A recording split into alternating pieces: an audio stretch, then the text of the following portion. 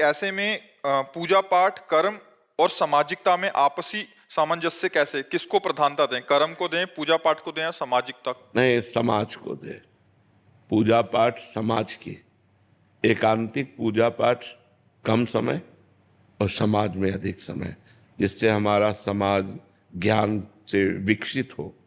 हम समाज में जाएं, धर्मयुक्त बातें करें, धर्मयुक्त आचरण करें, धर्मयुक्त व्यवहार करें, समाज में भगवान को देखें और समाज में भगवान की स्थापना करें।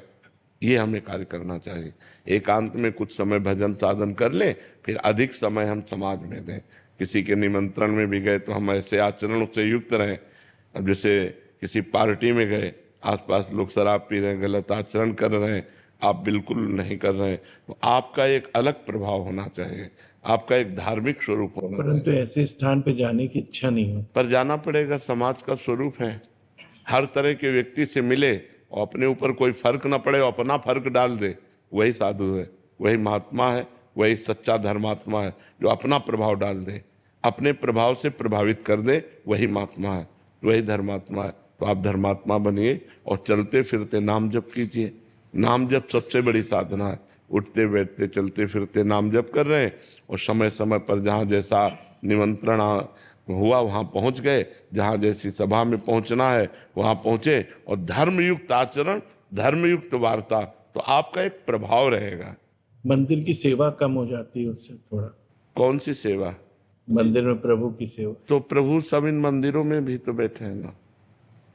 एकांत में मंदिर सेवा का फल है ये, कि इन पांच भौतिक शरीर रूपी मंदिरों में भगवान बैठे, ऐसा मुझे पता चल जाए।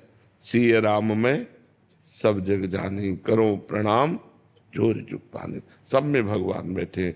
वो एक ईंट पत्थर का मंदिर और उसमें हमारी भावना से मूर्ति में भगवान, इसमें तो भगवान है। चलते फिरते उठते बैठते बोलते वही भगवान सब इन पांच भौतिक शरीर रूपी मंदिरों में बैठे हैं।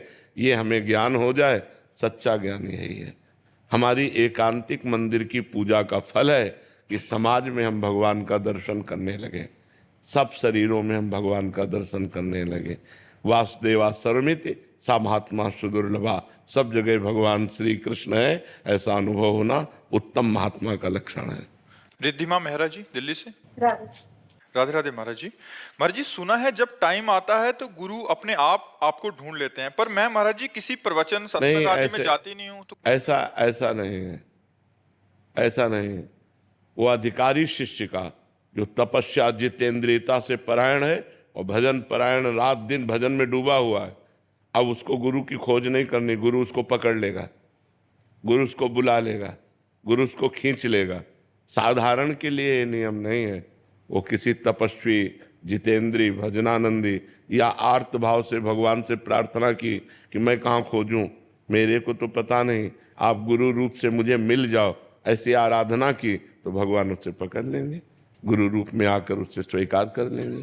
तो अब जैसे ये कि मैं कहीं सत्संग में नहीं जाती, मैं कहीं नहीं जाती, तो आप भजन करो, देखना आपको गुरु पकड़ लेंगे।